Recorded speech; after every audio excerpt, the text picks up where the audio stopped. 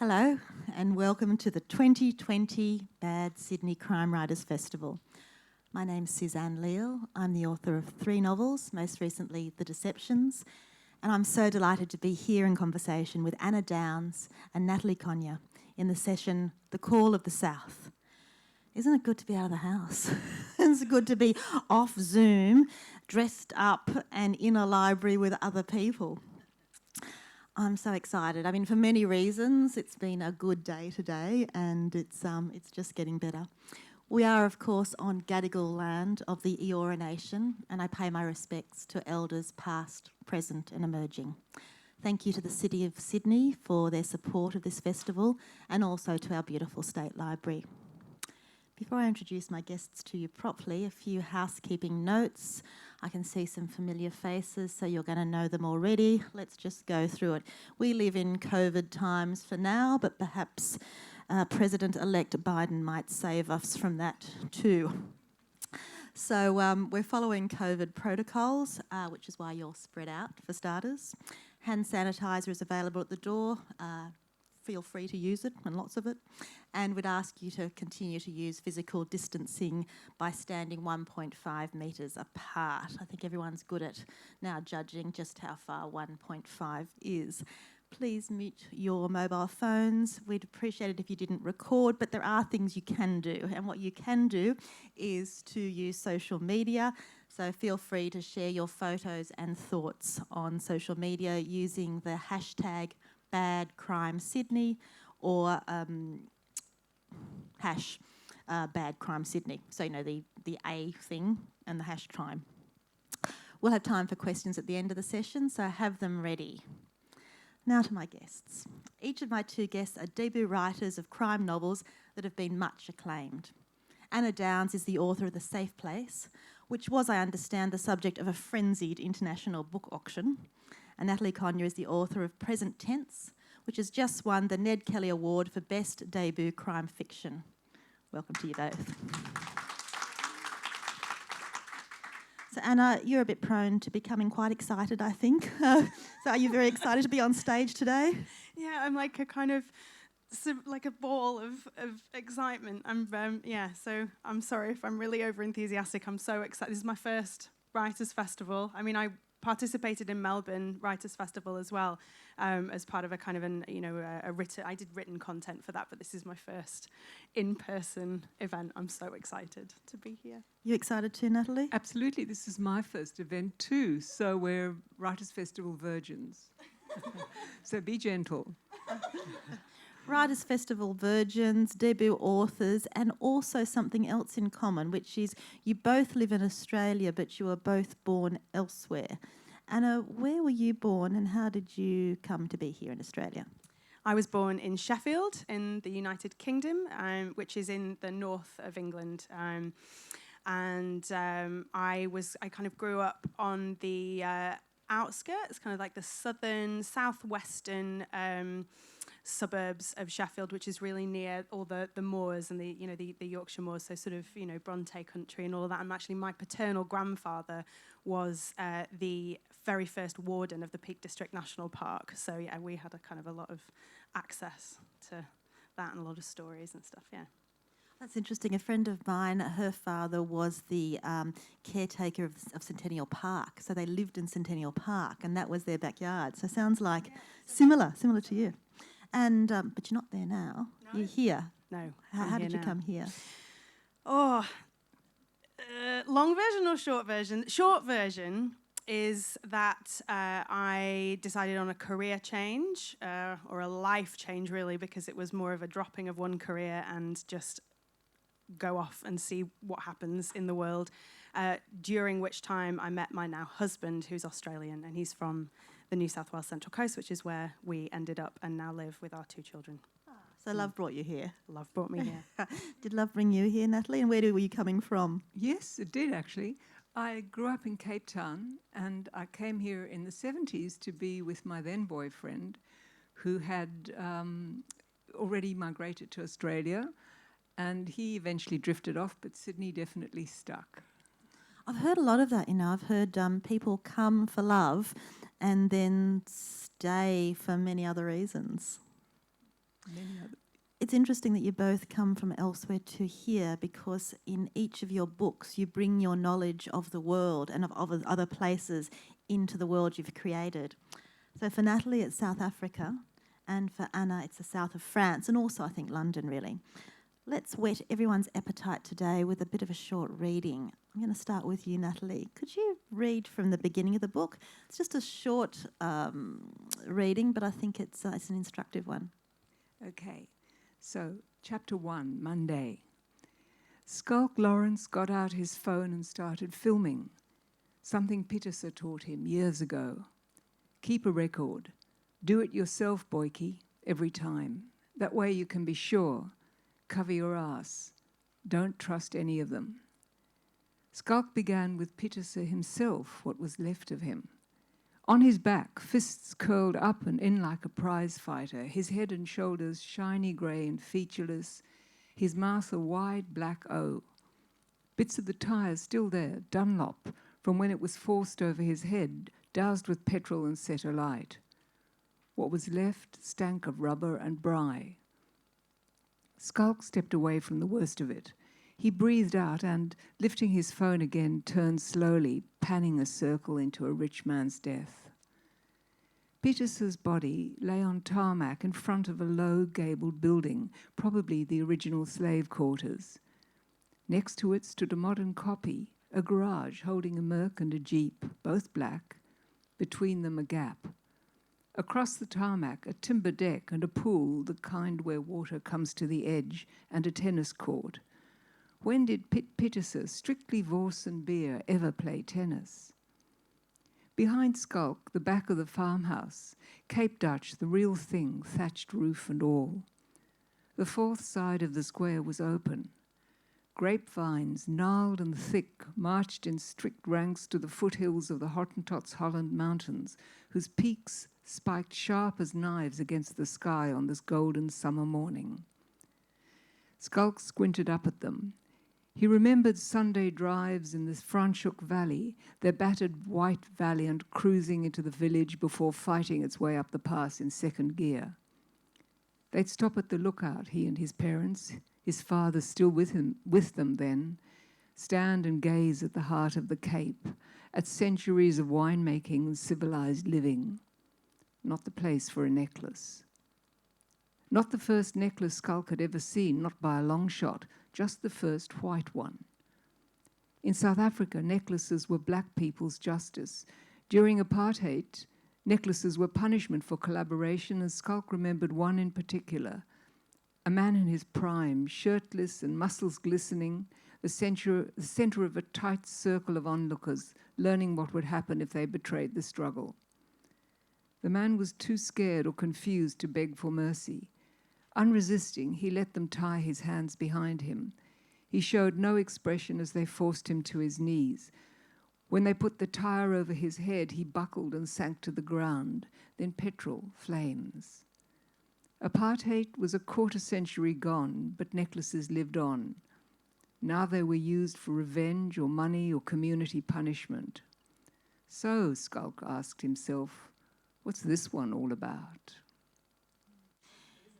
Yeah, indeed. It's a horrifyingly fascinating beginning to a book that just unfolds. When I first read it, I thought necklaces. I haven't thought of those petrol necklaces since Winnie Mandela was accused of it. And Cape Town has held a very close part. I felt very close towards Cape Town, having been there some years ago. And you really bring the town to life. So what we're talking about in present tense is the present. It's Cape Town. It's a police procedural. And we're introduced in this first book to Captain Skulk Lawrence. Can you describe him for us? Give us a picture of him. Yep. Physically, he's tall, he's crumpled, good looking, in a crumpled sort of way. He's a policeman. He's an ordinary bloke. He was a policeman during apartheid and has continued being a policeman into the new South Africa. And when this book starts, he's really, like everybody else, trying to negotiate his way around the country and around the new order socially. And in South Africa, as I discovered it after apartheid, people are still trying to work out how it all works, even now, who to trust, what to do. And that's Skulk's problem. He's just not quite sure of where he is or who is with him in this new world. And it's important to know who's who. And it's important, and I feel almost odd saying this, to know what colour people are in post-apartheid South Africa. So what's Skulk's background? He's white. I agree with you. Race still governs everything in South Africa. Race and more economics, but race also. Skulk's white. He's half English, half Afrikaans, and I wanted to put that in because among all the nuances of this country, there are nuances between the white tribes as well. So I wanted to kind of give him that tension as well. And what are the nuances when you're part English and part Afrikaner? Well, the Afrikaans are the descendants mostly of the Dutch. And as we were all taught at school, in the early 19th century, they emigrated. There was a big trek to the north to get away from British colonial government. And during the Boer War, the British killed quite a lot of Boers in concentration camps in South Africa. And there is I'm generalizing, and certainly this isn't how it works for everybody. But whatever right-wing force in South Africa is still there is generally mostly Afrikaans, and Afrikaners are generally more conservative. It's a terrible generalization. And the English are more the colonials. Some people have been there for generations but still call England home. So I'm oversimplifying it, but there are lots of that sort of tension, and still are, I think. And what do we know at the beginning of the book about about the victim of this necklacing? Well, Piet Pieterse, who was Skulk's boss during his apartheid police career, was very much on the side of the apartheid regime and was a member of Bureau of State Security, and they were responsible for some of apartheid's really terrible crimes. And during apartheid, the police and the army worked together very closely. So as a policeman, Skulk, even as a young policeman, would have been forced to implement the regime of apartheid. And part of the things he's struggling with now is how he feels about that. And part of him is trying to overcome it. And yet he gets asked to run this investigation. Is there some politics at play there when you'd ask a white police officer in a station run not by white police to run this investigation? Yes, and I don't want to say too much because that would bring spoilers, but he's asked to skip his boss and report to a deputy commissioner. In South Africa is so dynamic and so young in many senses that the hierarchies and the bureaucracy we have here are upside down. So again, it's hard to know where you are and what you're doing. So I don't want to say too much about that. And I think you do that particularly well, where we're intrigued. We're not quite sure what the dynamic is, where the power is, where the hierarchy is. So keep reading. In the meantime, Anna, can I turn to you? I'd also like to ask you to read from towards the beginning of the book. What I love about this passage is it really describes so physically and so emotionally what's happening for young Emily as she comes towards her new place of residence. Over to you, Anna. So Emily, just to set the scene, Emily has just got off a private jet, which she's been shocked to be invited onto and has been flown to France. And she is now sitting in a car driven by a mysterious man, and he is driving her to her new place of employment. Green fields were punctuated by yellow sunflowers and rust-red roofs. White stone walls ran over hills striped with neat rows of grapevines. She saw farmhouses, rivers, and tall, spindly trees, pointed spires, crumbling churches, and, in the far distance, a thin blue stripe of ocean. Gradually, the roads became narrower, and the trees became thicker. Then, with no warning at all, Eve swung the car onto a dirt track. Leaves brushed the sides of the car like fingers, and branches reached out to one another, forming a tunnel overhead. The bonnet dipped low as the track sloped downhill, giving the impression that they were burrowing deep into the earth. They drove through increasingly dense woodland for what felt like hours. Twigs tapped at the windows and snapped under the tires, and Emily tried to remember if the Frenchman had produced any actual evidence that he was who he said he was. Kicking herself, she realized that she hadn't thought to verify his identity. She just followed him to his car and strapped herself in. Her breath became shallow. She watched the man who called himself Eve. His eyes were locked on the road, his jaw clenched tight as he navigated the potholes. Furtively, she checked her phone. No service. It became dark inside the car as the canopy grew thicker and daylight gave up trying to break through. Emily wondered how much further they would or could drive. Surely they would hit the ocean at some point. She twisted in her seat to search for signs of civilization, but the view through the back window was even less reassuring than the one in front. The land looked as if it had never seen a fence, let alone roads or buildings. They were in the middle of nowhere. Finally, just as she began to weigh up the pros and cons of throwing herself from a moving vehicle, they began to slow. Peering through the windscreen, Emily spotted rods of black iron up ahead. A gate. As they came closer, she could make out letters in the design. Carencia, she read aloud. They pulled up next to a gleaming security panel, and Eve opened his window, reaching through to punch buttons on a small keypad. Voila, he said, startling Emily so much that she jumped. We have arrived. There was a buzz and a clank, and as the gate slowly parted, Emily's mouth fell open, all thoughts of escape melting away. A wonderland of colour and sweet floral smells seemed to spill through the gap like paint. Purple petals, emerald leaves, pink blossoms, orange butterflies, all pouring out of a pure blue sky. Even the light seemed different to any she'd seen before. The SUV lumbered onto a sandy driveway. Rolling down her own window, Emily stuck her head out, eager to absorb as much as possible. Cicadas chirruped steadily from their hiding places, and somewhere to her right, she could hear chickens clucking, as well as a thin, plaintive cry. A sheep, maybe?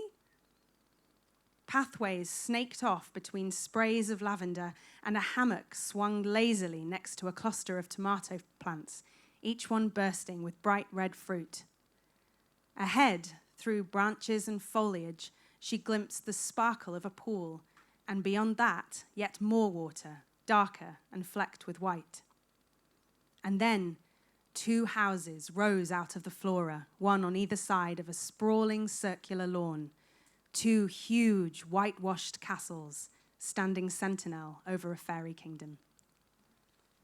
Sounds fantastic, or does it? Let's go back a bit. Emily's an aspiring actress. What's an aspiring actress doing in remote France, in Carencia? All right, so Emily lives in London. She's been living there for some time. She has been trying desperately to become an actress. She's trained and then has kind of been spat out into the industry to fend for herself, which is what happens to aspiring actresses, as I know from personal experience. It's a time of great loneliness for Emily. She feels very vulnerable. She feels as though when you're an actor, particularly when you're starting out, you feel very untethered. So a lot of your work is transitory. If you're lucky enough to get work, you're off doing things like national tours where you'll stay in theatre digs. So that means like somebody's room in their house. I once stayed in Ipswich for 2 months with a basket weaver called Bunty Ball, no word of a lie, and she put me up in her son's bedroom, but his bedroom in the attic had clearly, he was a son that had grown up and left, but his bedroom had not been touched for decades, and it had like World War II, aeroplanes and weird posters, and it was just like this weird museum of a room in the attic of this strange woman called Bunty Ball. So like, you'll live in these very bizarre places, and then you'll just be off onto the next thing. Making rent is quite hard. So she's kind of just wondering, who am I? I don't really have any friends. I'm not really in any one place long enough. Castings for her auditions are humiliating. And she's just at a place where she's like, I just don't know what to do, how to live my life, who to be, and what's going to become of me in the future. And then a lifeline's offered to her. Yeah. Who offers her this lifeline? So Emily does a lot of temping jobs in between her acting gigs, and she works, when the book opens, she's working for a finance company, a banking company called Prome. And the big boss of Prome, through a series of kind of, I don't know how to describe them really, unfortunate incidents from Emily's perspective, she meets her big boss, who offers her a job working for and living with him and his family on their beautiful property on the midwest coast of France. Where did the inspiration come for this gorgeous, gorgeous estate? So everything that I've just said, minus the offer from the boss of a temping company, happened to me. So I was an actor. I was in a very vulnerable place, and I was offered a job working as a live-in caretaker / housekeeper for a very wealthy family, Anglo-American family, on their beautiful property on the midwest coast of France. And it is the most extraordinary place. It exists. It's largely exactly how I've described it, minus, like, I've embellished a little bit here and there for dramatic purposes. And, there are certain things that happen in the book that never happened. Obviously, it is fiction. It's not memoir. And I'm really happy to say that the people that I worked for, were really not sinister at all. They were really lovely, and nothing awful happened to me at all. This is not me kind of working out my own trauma. But lots of things that happen in the story, I had to kind of make room for that within my sort of fictional environment, but it's really heavily based on the place that I lived for 12 months, all up. And in Carencia, so the fictional Carencia, when Emily arrives there, she finds Nina and Aurelia. Who are they? So Nina is, the boss who offers her the job, his name is Scott Denny. And Nina Denny is his wife, and Aurelia Denny is their daughter, and she is 7. And things start to just get a little bit odd. We might leave it at that. Yeah, let's. For both of you, the descriptions of the landscape are really evocative and really strong. Natalie, did you return to South Africa in order to research the book? Yeah, but I left South Africa in the 70s, and I was so ashamed of having been such a recipient of all the comforts that apartheid offered white middle-class South Africans that I actually avoided everything to do with South Africa for over 35 years. And it was only when a friend of mine who's here suggested we go back that in 2011 we went back, and it was the first time I'd seen Cape Town since apartheid. And I was just, it's my bone city. I grew up there. And I had just pushed it out of my life for so long. So I then became interested and had to go back. I went back 4 times for a month each time. And I did a lot of other research, but that to travel back there was absolutely essential because I knew nothing about the place. I knew nothing about what had happened there for so long. Literally, I had just blocked it all. So it sounds to me like you returned as a South African, but also as an observer. Would that be right? I returned as an observer with the past and the place. It's very hard to explain. I didn't feel South African. I felt untethered, I think is a good word. Thanks, Anna.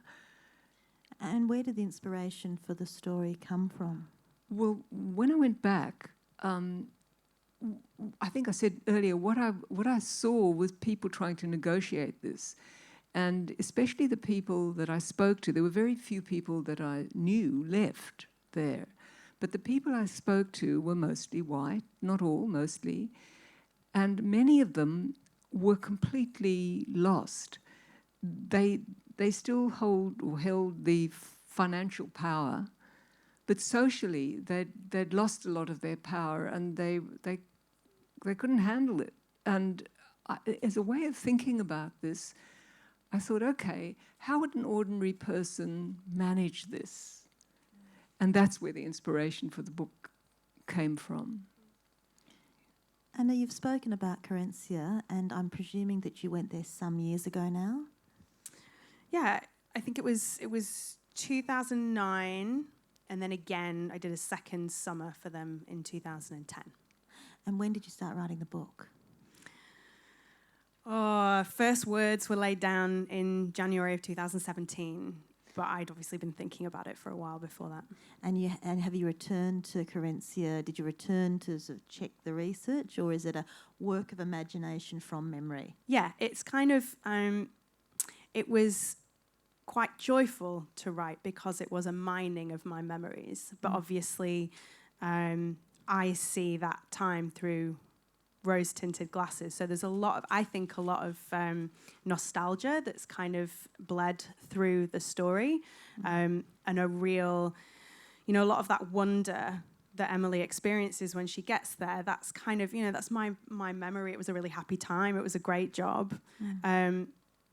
But there were a lot of interesting things that I saw there and things that sparked the inspiration for kind of something a bit sinister later. So no, to answer your question, no, I didn't go back. I am still in touch with with my former employers.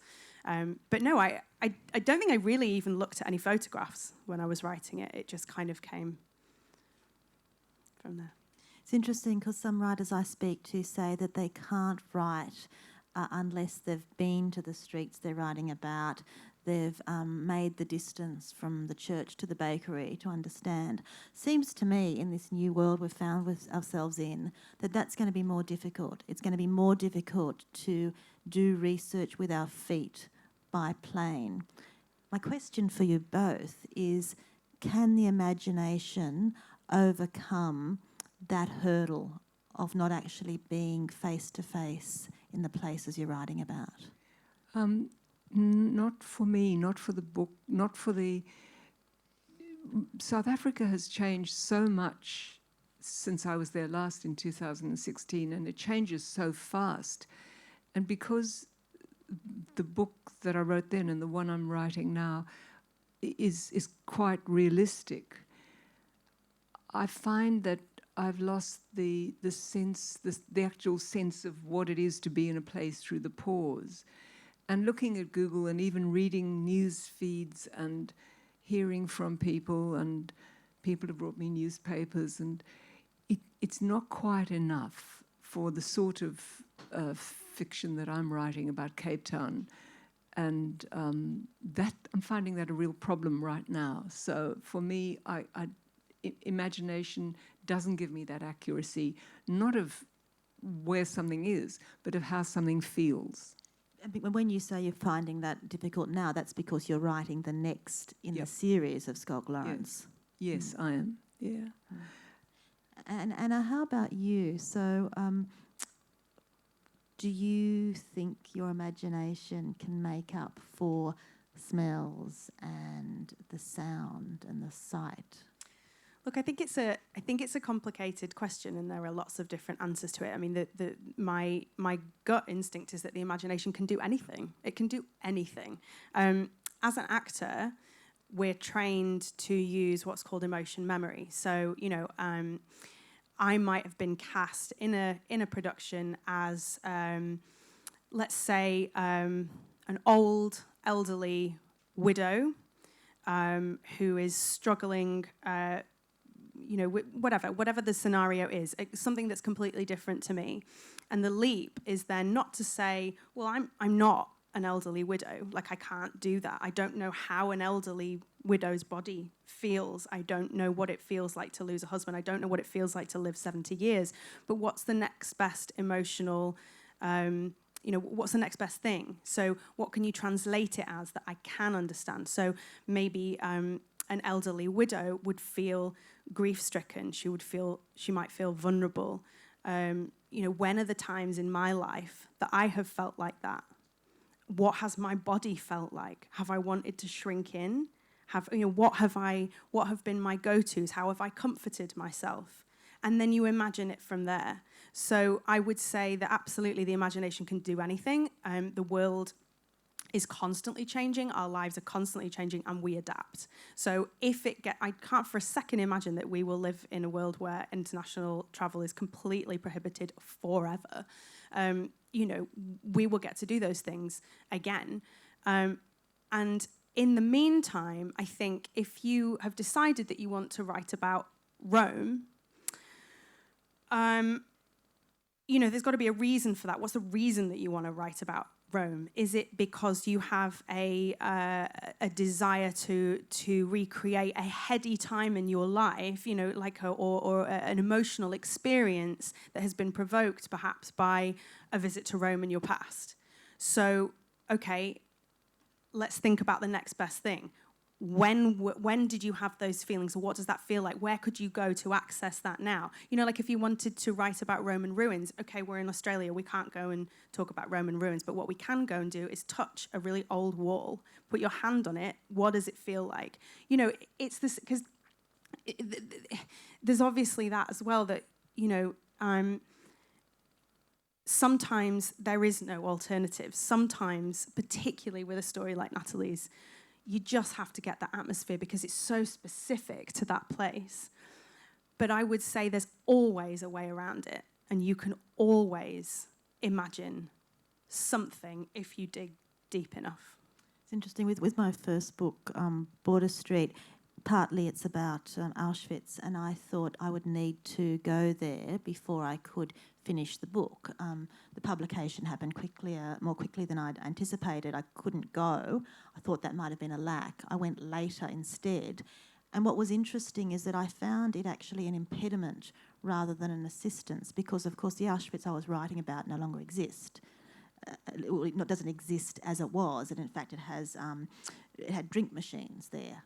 And so what you had to do is to try and blot out what you saw to bring back the historical part of it. So I think maybe that's what you're saying, Anna. Similar. What I'm interested in for you, Natalie, is that you're talking about a difficult time in history.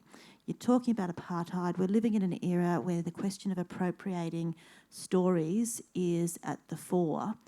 Did you have any hesitation in writing about South Africa and writing about the aftermath of apartheid? Not then. I have more now, because I think since I wrote that book, we were talking about this in the last session, the notion of who can write about, who is allowed to write about whom has come up. And so there are several layers. Firstly, in my book, in present tense, there are a couple of black women characters who I love very much.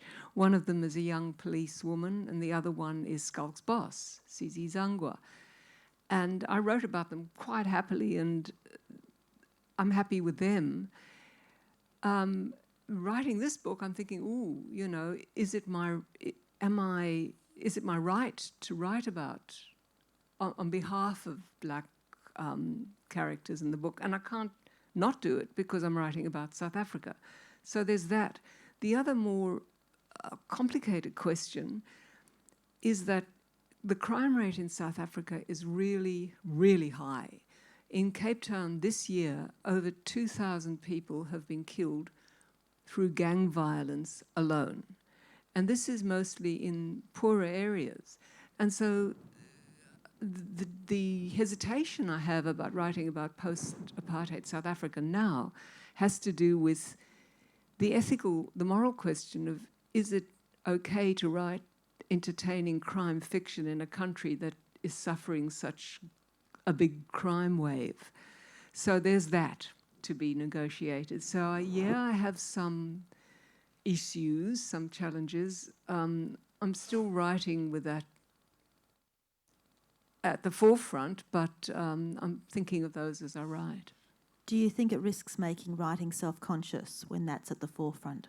Yeah, it does. I just think I just have to somehow kill the critical part of my mind while I'm writing. Just tell it to go away until I've finished, and then I'll think about it. And then I'll give it to other people to check against that. Anna, do you have any thoughts about that? The question of appropriation, the questions of what the writer can and can't write? Oh my God. I think it's been a really big year for that, and I've found myself in kind of a lot of very interesting discussions with writer friends and all different kinds of people, particularly following things like American Dirt, and there's a book called My Dark Vanessa. All of these, there's been a lot of titles that have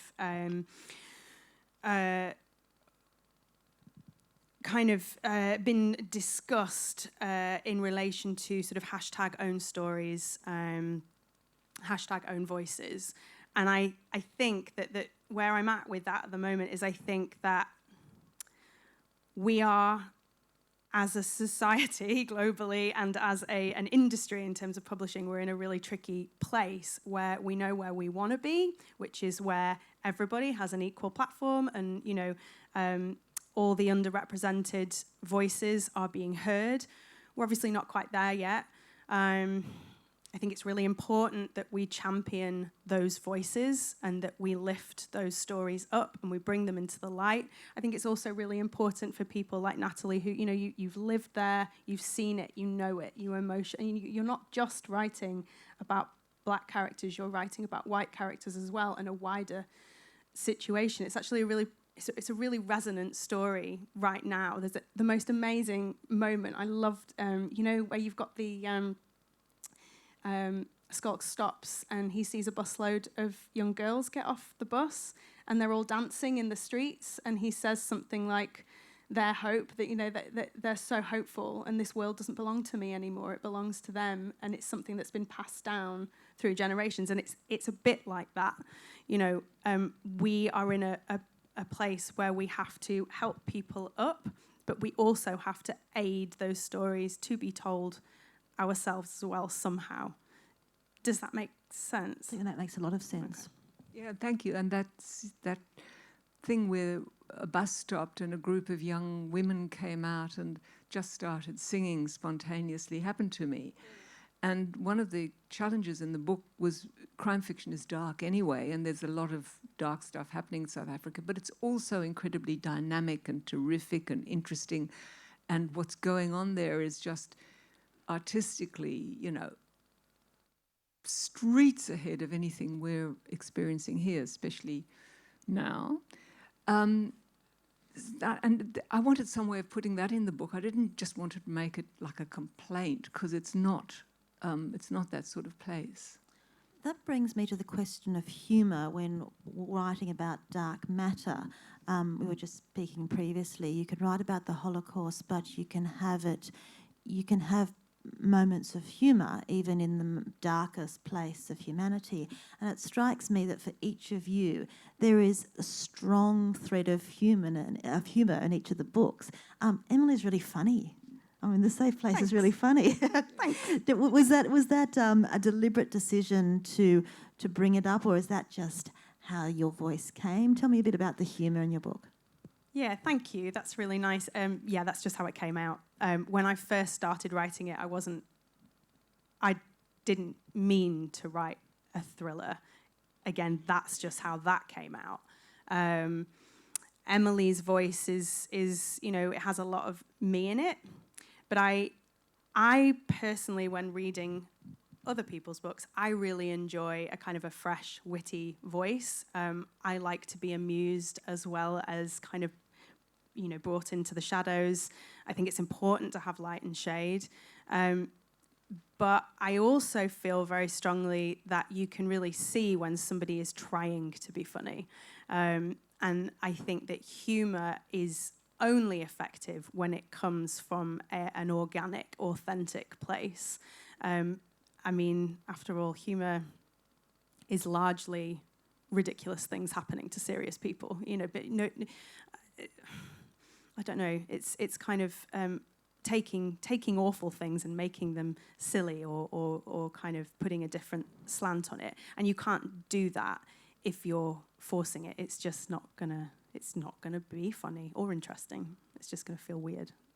Natalie, is it odd for me to say that I found that there were moments of humour in your book, which is quite serious and thrilling, and of course you keep us reading because we're not quite sure what's going to happen next, but witty, and there are moments of lightness. Is that what you intended? Does that come as a surprise to hear?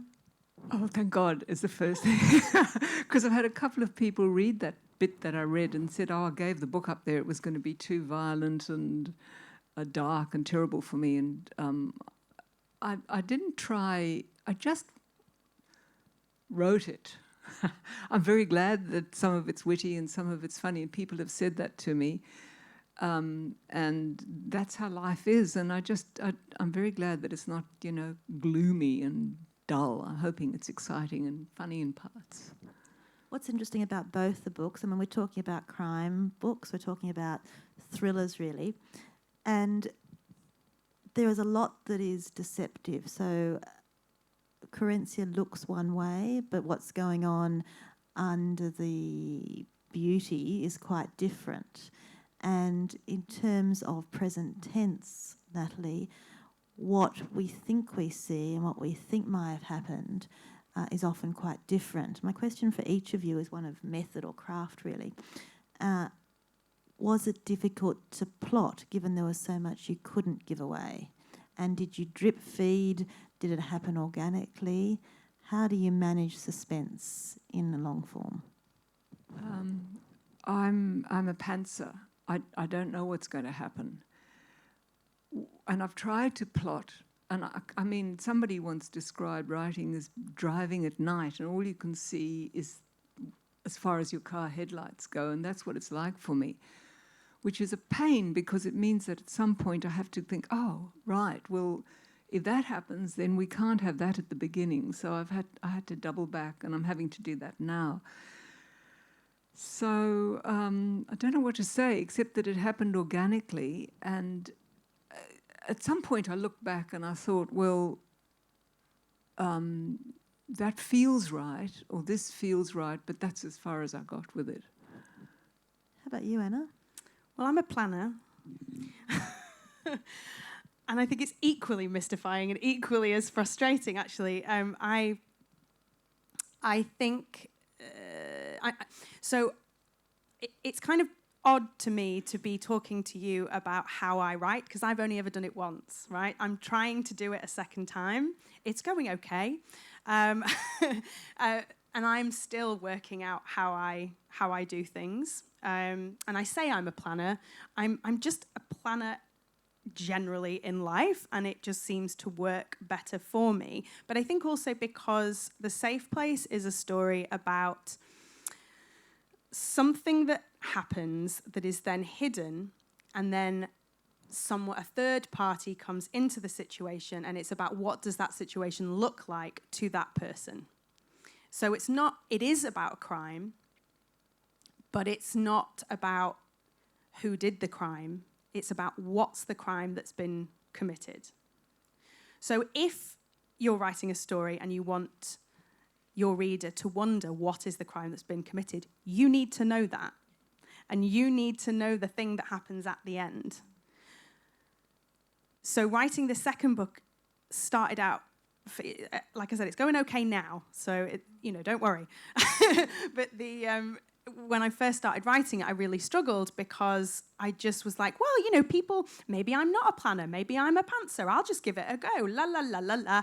20,000 words later, I'm going, oh my God, I don't know what the thing is. I don't know what I'm writing about. I don't know what's going on.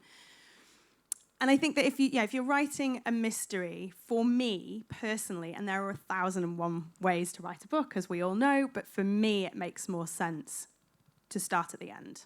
What has happened? What is the end point? And then you can kind of work back from there to find your beginning. Where does it start? What's the seed? What's the inciting incident that kicks all of this off so the train gets to the destination? Did you know the end, Natalie, at the beginning? Thank you. The point about this having done it once is well made, I have to say. I kind of knew the end in terms of where Skulk was at the end. But no, I didn't. I knew the beginning. I saw that started off with that first scene very clearly and worked from there. I think maybe it was Michael Robotham who said this yesterday. Correct me if I'm wrong.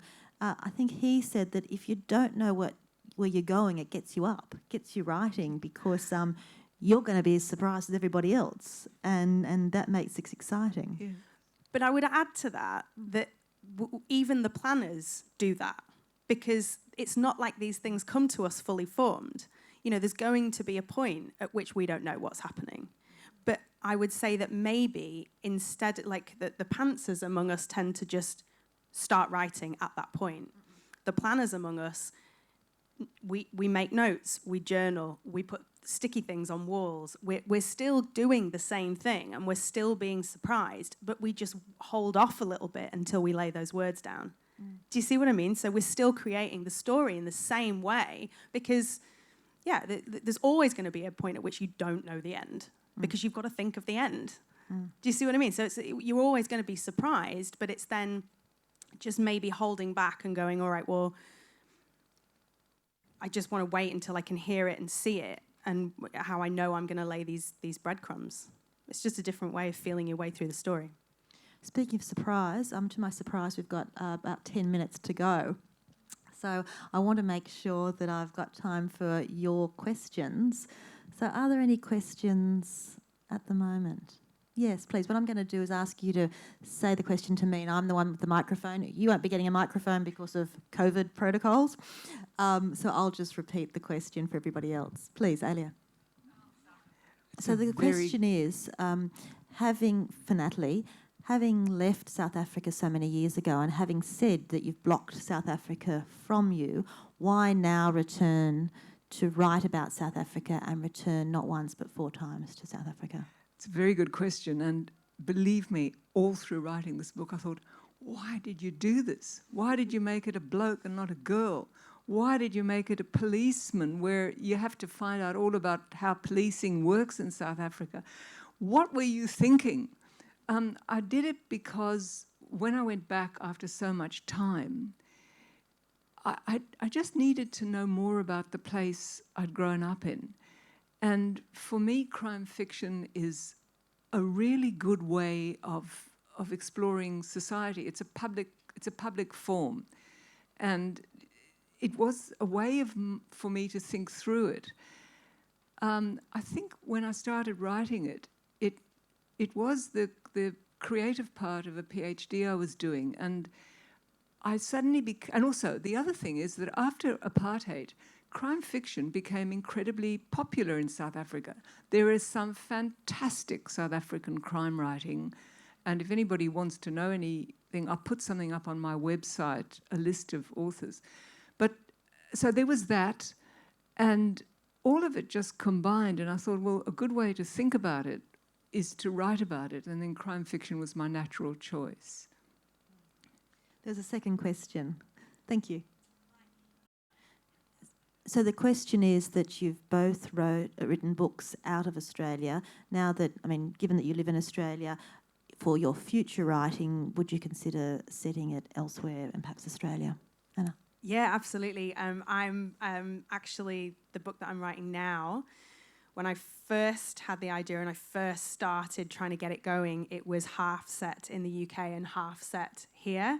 Now it's all set here. And that's actually not because I can't get over there to kind of feel things out or, measure the distance from the bus stop to the post office or whatever. It's just purely because that's how the story that's how it best works. But I do think that there is something in what we were talking about earlier, in that because I'm having to do it this time so quickly, because I've got a deadline, there is something about casting around to find my nearest stimulus. So like I'm writing about local areas, things that I know, things that I can touch and that I can see and that I can smell. So yeah, I think probably that's. So using those acting skills, that was it motive learning, where you get the next best thing. Yeah. So you see what you have and you work to it. Yeah. Natalie. Yes, my next book's going to be, most of it's set in Sydney. And not because I have to, but because the thing I'm thinking about I can't tell you, but yes. And is that the Skulk book or a different one? Yeah, next Skulk. I don't want to hex it by saying anything else. Okay, yeah. Okay, let's save Natalie with another question. Please, Greg. So just to recap that, congratulations from a fellow author, Greg Woodland of The Night Whistler, to authors on stage. But also to say that Anna's book reminded him of Rebecca, Daphne du Maurier's book, and whether that was a conscious influence on you. Short answer, no. The inspiration, the whole conscious inspiration for the book was what happened to me and the emotional truth of what I was feeling at the time, and certain things. Anyone that's read it, that there's a particular thing that I was obsessed with at the time that I wanted to write about as well. That's the kind of the hidden thing. But I had a conversation with another writer friend recently where she said the same thing. This was last week. And she was like, I wondered whether or not, she's like, have you read Rebecca? I was like, of course I've read Rebecca. And she's like, when did you read it? And I was like, oh God, I must have been about 18. And she's like, I knew that, because she's like, it feels like a story that has been imbued into you at a very formative time, and that has kind of come back like a dream that you go, oh God, remember that? So it's not the same. But it's almost like how all stories are born, isn't it? Because we're all absorbing all of these other stories and all of this information. Of course, there are no new stories, but there are always new people and new experiences. So we're all interpreting, reinterpreting, and reinventing all of these stories all the time. And that's kind of how I see it. Like that, Rebecca had such a massive impact on me when I read it when I was a student. And so, of course, it's in there. Same like with Jane Eyre. I remember where I was when I read Jane Eyre, and there, when I was putting my subs package together, and I was thinking about what the story was about, there was a point at which I was like, oh my God, I've written Jane Eyre. Oh no, it's the same story, except it's not. Of course, it's not, and there are so many different things about it. But I mean, God, who wouldn't want that comparison? It's an amazing thing. It's an incredible book. It's like the kind of. I think it was the house partly too. Carinthia, like Mandalay. Yeah. Funny enough, on Netflix. I know. I'm in the middle of your book, and I happened to watch the new version of Rebecca. Yeah. Last night, I dreamed of Mandalay. I know, it's what my friend said last week as well. No, no conscious effort there was made to replicate that in any way. But obviously, it's so. Sometimes when I'm talking to other writer friends, particularly those who write non-fiction and memoir, I'm like, I just don't know how you do that, because you have to have a real sense of perspective on your life. Fiction, for me, writing it feels very much like remembering a dream. It's like the dream that you've had of your life and of your experience. It's when you wake up and you go, God, I was in this house and there was this driveway, and it's you and everything you've ever read and everyone you've ever spoken to and everything you've ever been interested in, and you're just writing it out like a dream. yeah, I don't know if that makes sense or it answers your question, but yeah. We've got time for one quick question, Joelle. So the question is, in an age where there's been a great emphasis on appropriation and who is entitled to write about what, one of the questions that I asked Natalie was whether that makes writing self-conscious. Joelle has gone further and said, does it make you self-censor? Yeah. Natalie? Yes, I write quite a few short stories, and I recently wrote a short story in which the main character was a middle-aged Romanian woman. It was about refugees, and I finished the story and I thought, oh God, should I be writing in this voice? And I changed her to make her Australian, and the story just died. And I should have changed it back, and I will. But yes, you can censor yourself, and I think it's really problematical. Anna, do you have any thoughts on that? Yeah, it is problematic, and I think it is sad in some ways. But again, we're in that funny, tricky stage where we're not quite at, in the place where we want to be in terms of all the voices being heard and all the stories being heard. And I do think that it's really, I think what we can do, I think what we should do is write the story that we want to write. I think what we should do is try and make sure as far as we can that we are being fair and that we are being, fastidious in research. I think that we also need to take a look at our own reading lists and our own shelves and make sure that we are also hearing the stories that are being written by the underrepresented voices, and then maybe we will get to where we need to be. I think that at the moment that it is sad that writers are being kind of feeling that they need to censor themselves, but it's also maybe it's important because there's only that, on the one hand there's so much room for stories, but on the other hand there really isn't, and that there's not a lot of oxygen. And maybe we do need to be making a bit of space and sharing that oxygen, making sure that those voices are being brought up, so that we can get to that place where we're all equal. And I would say that the increase in prizes, the Stella Prize comes to mind, where various prizes are giving accolades to those who have traditionally been more unrepresented. So I would say that's one way of bringing more writers and scholarships and fellowships and, quite frankly, money for the arts. But without this becoming political, I'm going to end by thanking Anna and Natalie, our stage manager, our audience. Thank you so much for being here today.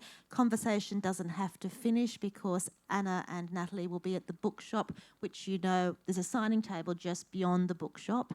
They'll be there signing copies of their books. They're very popular and an award-winning writers, so they'll be a valuable asset for you to have in your collection. And in the meantime too, even if you're staying here for the next session, we need you to leave so that it can be cleaned before you come back again. And that's it. Thank you very much for being here at this in-person Bad Sydney Crime Writers Festival, and I hope you have a great day. Thank you.